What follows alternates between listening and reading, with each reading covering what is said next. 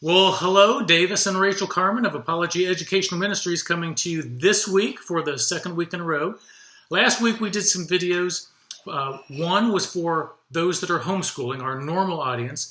And we also did a video for those who have found themselves in this mandatory trial run of home education. So this video today is meant for you as well. So if you're one of our regular fans and Apologia users, please share this video with some of your friends who find themselves at home wondering how in the world are we supposed to do this exactly. Maybe the first week for them went horrible, maybe it went great, but share this with them because I know you got lots of friends who are in this stay-at-home mode right now. Yeah, we just wanted to check in with you this week and just let you kind of know what's going on here because we're all in this together. We do not want you to think, if you're new to this, that all things homeschooling always go perfectly and smoothly. We're in the middle of a pretty substantial shift here also, as all of our other homeschooling friends are. This isn't normal for home education to be quarantined, right? Home education often gets criticized as being unsocialized, and that's just an incorrect characterization of home education. In fact, we're very socialized. There are so many things set up in homeschool communities for us to participate in. It would be impossible for us to do all of the things that are available to us to do. So for us this last week, it has been a huge transition. We've gone from just Davis and I and our youngest two sons, who are 18 and 16, to having two of our daughters return home from college because one of their colleges has decided to finish out the semester online, and the other one is thinking they're going to start back after Easter. So navigating bringing two daughters home unexpectedly who are missing their friends and missing their routine. They were into a routine and a rhythm. That's been hard. And our daughter, she's actually on her spring break this week, but she is an RA at her university, so she'll be returning to carry on her resident activities as a resident assistant. Thank you. In her dorm, and so she'll have to be headed back this next week, even though her classes, if they begin again, will not begin for 2 more weeks. And she's a senior, and so navigating all of that emotion, what does it look like? Will graduation happen or not? Right, and what does the rest of the semester look like? She tried to pack up and bring a bunch of stuff home, so she's going back to a more empty dorm room. Just a lot going on around here. Our teenage sons normally play on a soccer team, and they have practice 4 nights a week. They usually have a 2-day-a-week co-op that they go to. So everyone is home in a very unexpected time and way. Davis and I were kind of spoiled having our Tuesdays and Thursdays to do our work for Apologia because no one else was home. And now suddenly there's all these new demands and distractions that there are kids. We love them, but it has changed the routine in some pretty big ways even for us. So for those of you who are getting slammed into this and you're feeling like you're really having to deal with a lot of transition, we're all in the transition thing together. I mean, we're really feeling it here very intensely. A lot of emotion, a lot of processing. Our youngest son, I've caught him a couple of times just staring into space, and he's like, "Mom, is it always going to be like this?" And just taking the time to have those conversations with them over and over and over is what I've seen. Our second son's birthday is this weekend, and he and his wife were going to come and visit us, but Atlanta's just about shut down. We're in Charlotte, so we decided not to have them make that trip. Right. So we're having more family meetings, trying to check in on everybody, make sure everybody's doing well, and just being more intentional than we usually are, even just to communicate. I want to encourage you to do that. Have those conversations and make sure that you're checking in on your kids. How are they doing? There's a lot of news out there, a lot of swirling facts. A lot is real and a lot not real.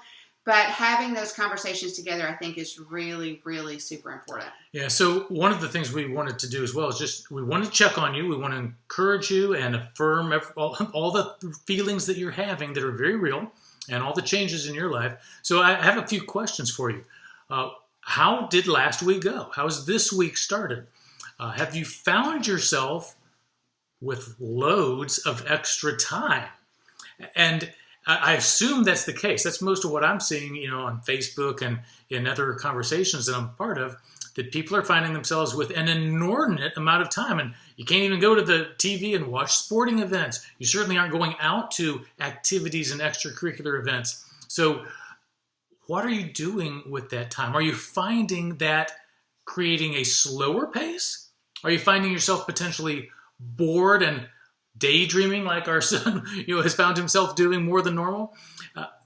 These can be good things. And I want you to start thinking about how to take advantage of it. And more than anything, with that extra time, we live in such a busy culture normally, and we're all talking about how we need to slow down, or we might even be talking about our busyness as a badge of honor.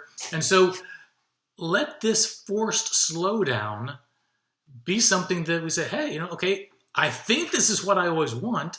I got it now. What is this like?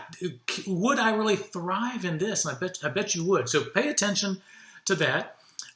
What about the kids and sleep, or yourself and sleep? Is it kind of nice not having to get up at a crazy early hour? Are the kids getting more sleep and maybe being more rested when they get up, yourself included? We've gotten several comments this last week, and one mother said that the kids were so tired at the end of the day that they went to bed early. What is this, magic? And I thought that was a great just perspective on, wow, I thought that they would stay up till whenever because there was not enough to do. But instead, they're busy enough through the day. They got some good routines. And at a normal bedtime, they just go to bed and sleep in more than normal. So there might be some benefits you're experiencing. I hope that's the case. And then, have you even found, not just with the extra time, the extra sleep, something about your day that has gone smoother? There was a wife who commented saying that they were down to dinner and her husband said, wow, this week has actually gone really smooth. There haven't been all these interruptions, distractions, busyness. And so take that in. Pay attention to what's happening in your own life, because there may be some things that you can learn that you would want to keep when this crisis is over. Yeah, and maybe this last week was really super hard. Maybe you're overwhelmed with everything you're supposed to be trying to get done. Maybe you're trying to juggle a job at home, which is a new idea for you and a new concept. And a lot of people are having to deal with that. Maybe you're trying to figure out how to get your kids doing the schoolwork they've been assigned and you still being able to get into your meeting at 11.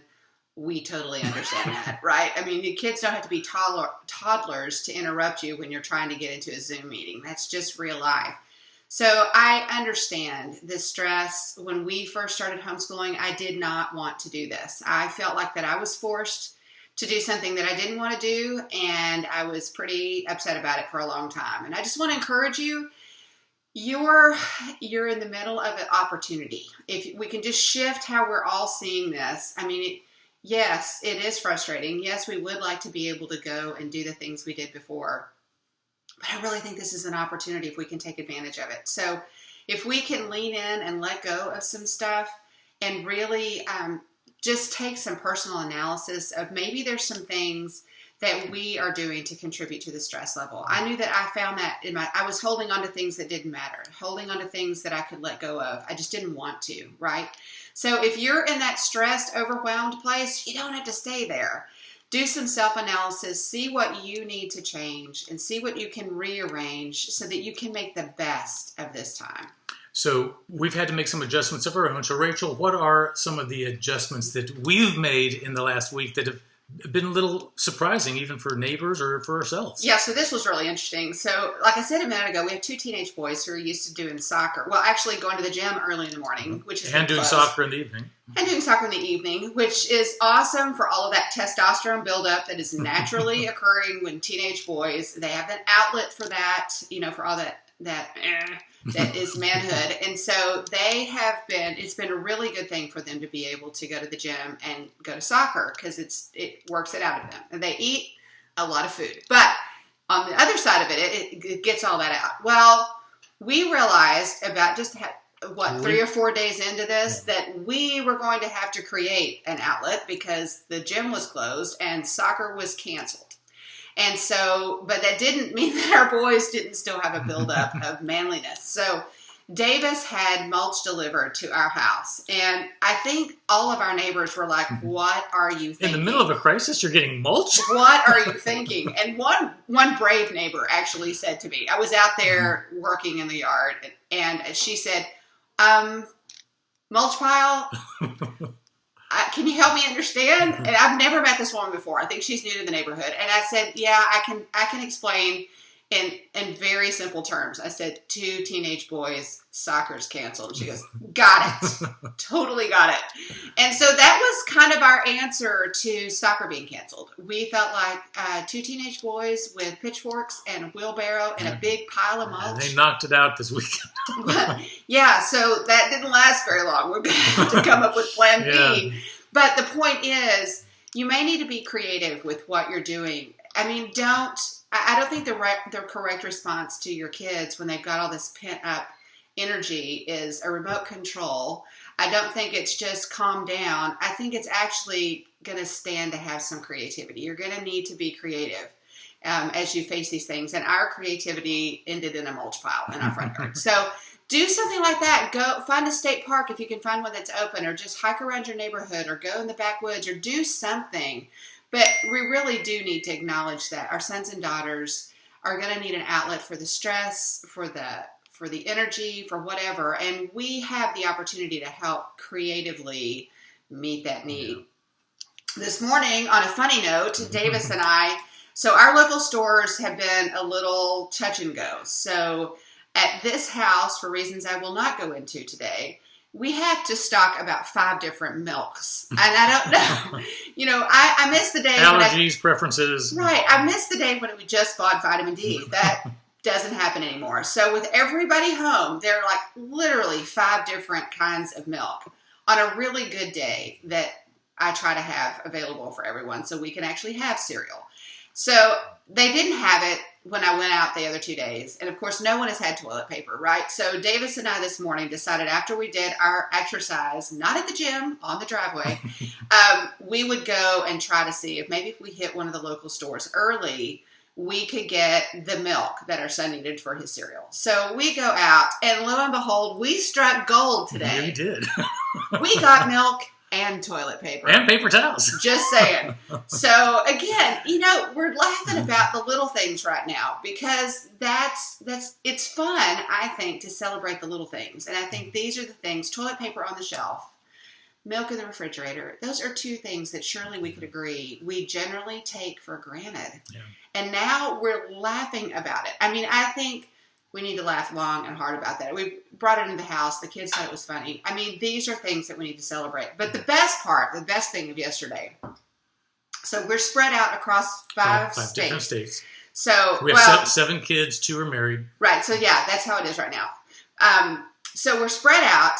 But when everyone was home, one of our favorite movies, we always like the Muppets. I don't know if you like the Muppets. I love Muppet Christmas Carol. That's a story for another day. But Muppet Treasure Island was one of the kids' favorite movies for Friday night pizza. We always had Friday night pizza.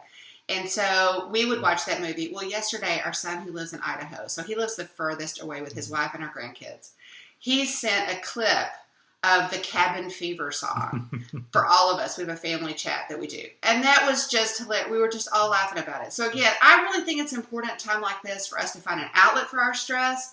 And not only is hard work and sweat a great outlet, laughter is a great outlet. So we need to make sure we're leading the charge as the parents, and we're laughing, smiling and laughing. The stress can overwhelm us. Let's smile and laugh. Well, and to that point, this is an unprecedented time.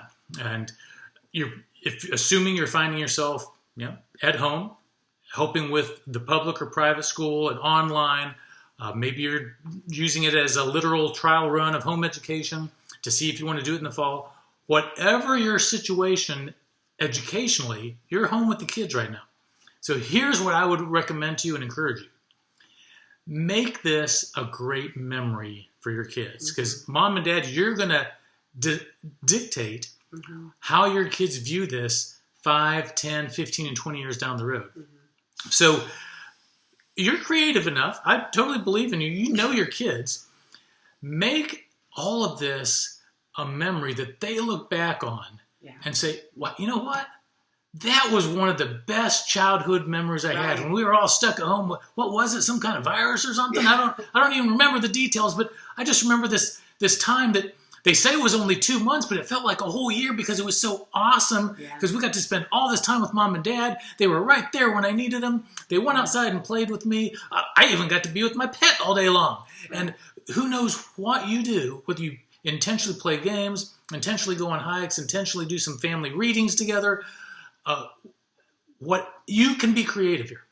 But the attitude to have is make this a special season for you and your kids. So speaking of seasons, don't forget what season we are actually in right now. We are in the season of Lent. We're heading right to Easter. It's right around the corner. Satan loves to steal, kill, and destroy.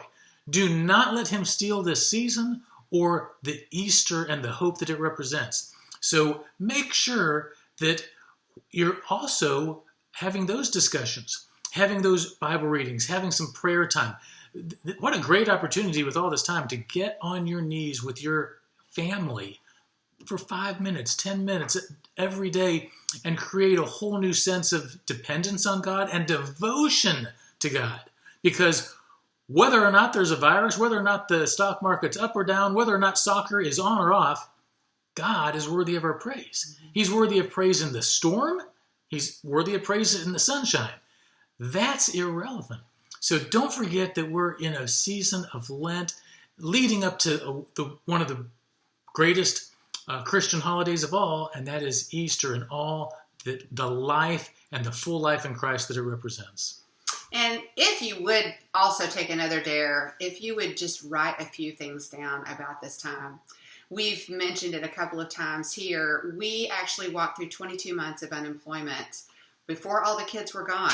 Our oldest son was actually a senior, and it was a very, very difficult time. It was during a time when it was just our storm. Everybody else seemed to be doing great, and we were the ones in the middle of the storm. But during that time, we kept a journal of God's provision and his faithfulness. And I would really encourage you to do that here. Talk to your kids about what they miss, right? Milk in the refrigerator, toilet paper in the cupboard. Talk to them about, they miss going to soccer practice. They miss their friends. They miss being able to have people over. They miss going to church, praise God. Write those things down. Pray about those things. And so that you have something to come back to. Think of those memorial stones from the Old Testament. Remember when they crossed the Jordan? Joshua instructed them to take stones from the bed of the Jordan and to stack them as stones of memorial as to how God had brought them through the Red Sea.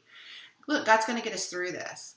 But let's not set ourselves up to forget it. Let's set ourselves up to remember how God was faithful. Mm-hmm. And so write some of those things down in a journal. Doesn't have to be fancy. Doesn't have to be a fancy journal. Doesn't have to be beautifully written and illustrated. Just be bullet points. But write something down for your kids to remember, for you to remember in the years to come about how good and God is so faithful. It's a great way to process your own feelings. Yeah. So thanks for joining us today. I don't know whether you're watching this on the Apologia Facebook page or our YouTube channel or our website or a link that a friend sent to you. But we'll be back again next week. We're planning on doing one a week for the foreseeable future until it doesn't make sense. But right now, we sincerely want to help you in the journey that you're in right now. So Davis and Rachel Carmen, we always close with the phrase that we are walking by faith and enjoying the homeschooling adventure of a lifetime. Thanks. Bye.